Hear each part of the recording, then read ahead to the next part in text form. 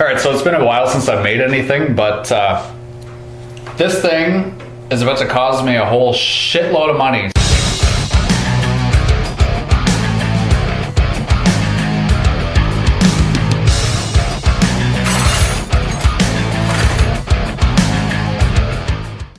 Might end up rebuilding the engine, so I'm gonna show you guys how to rebuild an EJ257 on an STI.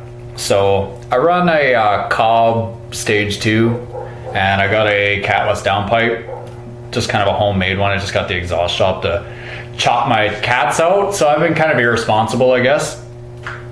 And the day has come where when I turned it over, it sounded like it was skipping a cylinder before it started, especially when it gets down to like -20. So next step is gonna have to do a compression test. I haven't driven it today, and just gonna have to use the backup vehicles. So first video, it's gonna be a series because we don't know where this is gonna go yet. So first video is gonna be how to check the timing of your timing belt to see if you jumped it, bouncing off the rev line or being stupid, and how to check the compression and maybe do a leak down. I have a leak down tester, but I think regardless of where it's going, if there's low compression in one cylinder, then engine has to come out no matter what. Even if it's a head gasket or whatever, it's coming apart, and then while I have it apart, there's gonna be some shit I wanna do anyways. This fucking blanket keeps catching.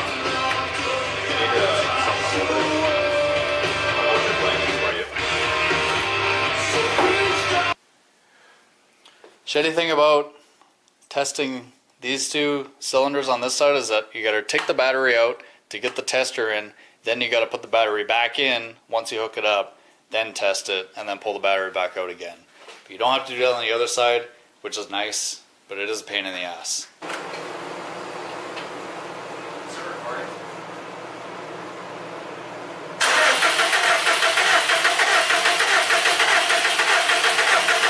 That's your low one.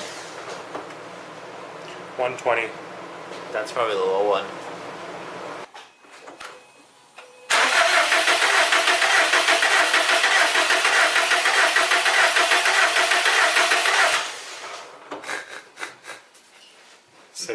Not good. Oh, fuck! Not good.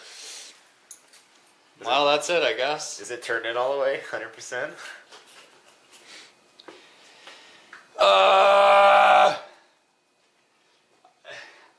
I was expecting it, but I'm pissed off now because Well, it's just like with the MR2. gotta pull the fucking motor now.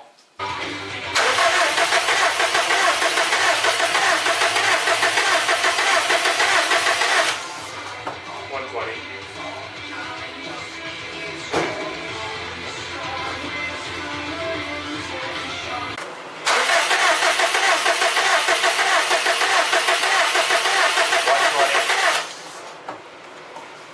Alright, so here we are.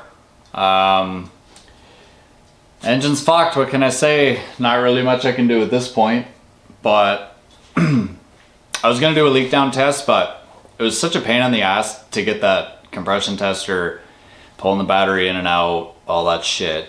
I just said fuck it. Engine has to come out anyways. And as for checking the timing, I mean, even if it was out a tooth, it wouldn't cause a issue like that. And secondly, if it was out enough to cause a problem like that, I probably tagged a valve. So, I mean, anyways, it has to come out. Don't really know what to do at this point, what kind of pistons I'll go with, if I'll build the head or do rods or whatever, but kind of want to do it on a little bit of a budget. I can do all this stuff myself. Might need a bit of machining work. We'll kind of cross that bridge when we get there. So I'm just gonna start disassembly. Sorry if I miss anything. I mean, it's really hard to get every single step when you're doing these videos, especially when you're trying to actually work on the vehicle. So I'll do my best. I mean, it might not be the best instructional video or anything, but I just want to get this thing fixed and try to make a video out of it too. or several videos. It is going to be a series now because I have to do all kinds of stuff, and I'm probably going to have to split the block and do all that fun stuff. So we'll go from there.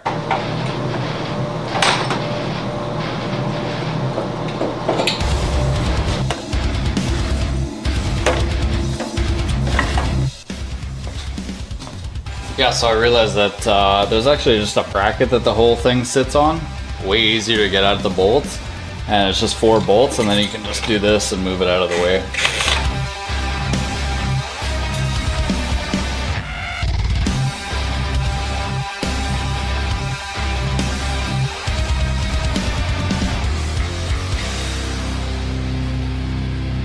See the ladies?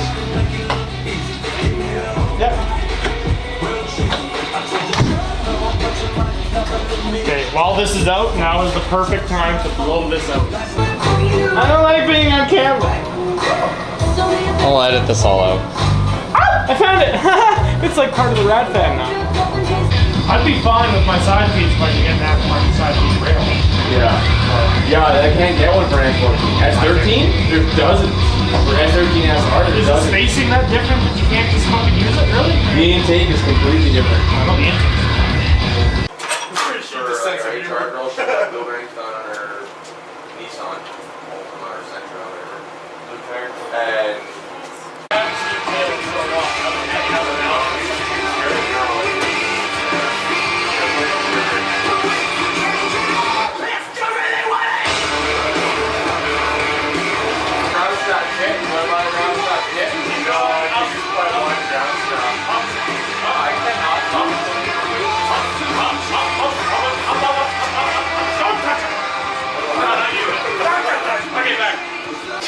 Sticking more cocks up your ass. No challenge. sounds like, yeah, like you said, Ah, okay. not a challenge. That's what it was. You had a grounding strap on that side too. And it's like dead fucking vertical. Pro count pole. Don't touch it. I want Josh to see that. Okay, well, let's get this thing on a stand, I guess. Oh, okay. Look who has fucking motivation. You done taking pictures? Thank you, man. That's like a priest joke. It's just a dead joke. You should ask if a priest that joke. You'd probably be the first to answer. DJ. DJ Live. Ha! With Nos. 2 days of facts. 2 D with Nos. Oh, yeah. I asked Tanner if you. I told Tanner, I said we should RV swap mine. He's like, no. I'm like, why? Okay, so engine's out. As you can see on these motors, they pretty much come apart, totally assembled. Turbo's still on, intake's still on, exhaust manifold is still all there. I mean, it's really not that bad. Learned a few things that I mentioned earlier that I thought I needed to take off, but don't actually really need to. There's this EGR thing here. It kind of goes right here. It's all good. This shit is getting deleted anyways. But you have to take this off in order to get at the starter bolts, which goes here. And thing is, you got to pull the starter because there's a pin that you need to pull from the transmission. A lot of people miss this and get caught up. So this is the pin here. This is what it looks like. And it fits right in the back and holds this shift fork in place. Can you even see that? So this goes in there through and holds that shift fork in place. And that's what hangs up a lot of people. They don't really know to pull that, so that happens. You thread in a 10 mil bolt to the end of it. There's a plug that covers it. Thread that in and then use a pry bar and it should slide out. Sometimes they get kind of stuck apparently. This one was not too bad. And then the clutch and everything comes out with that. But make sure you remember to do that. And then once you get that, then you just pull this up. Pull it upward so that it releases the release bearing, and then you can pull that out. You got to pry on the probably on this quite a bit. You can see some marks there. And then keep in mind that there's some bolts at the back of the tranny. Some bolts at the back of the tranny that the CVs are in the way. You don't see them right here, I think, and right here. One of those, it's really hard to see. I actually missed one, and then we were trying to separate it and it wouldn't separate. And then we double checked, and that's what it was. So not a whole lot that you need to actually remove to get at everything. Just this shit at the top, so you can get at the bell housing bolts. Obviously drain your coolant and all that stuff. And then leave this bracket on when you pull the AC. You can pull the bracket with the AC just to make it easier, but put it back on because there's a hook here and you need to hook into that. And then there's another one at the back that you need to hook into. And you can just kind of put this off to the side. And I also disconnected the power steering pump and then found out after that you can just do the same thing. Leave everything connected, move it off to the side, leave everything there. I drained it thinking I had to remove it, but that's all I had to do. But as far as the engine harness and all that shit, all of it's really here. You just got to disconnect this really big plug here, and then everything just kind of comes with it. So next video is going to be disassembly.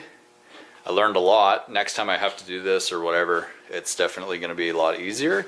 Just took me a long time because it was kind of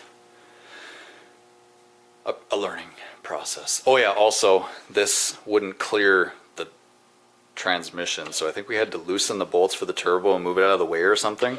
I wasn't the one who did it, my friends were helping me, and then that was pretty much it. But everything else came off complete, so that's the cool thing about EJs. So next video is going to be about disassembly, and then we'll go from there.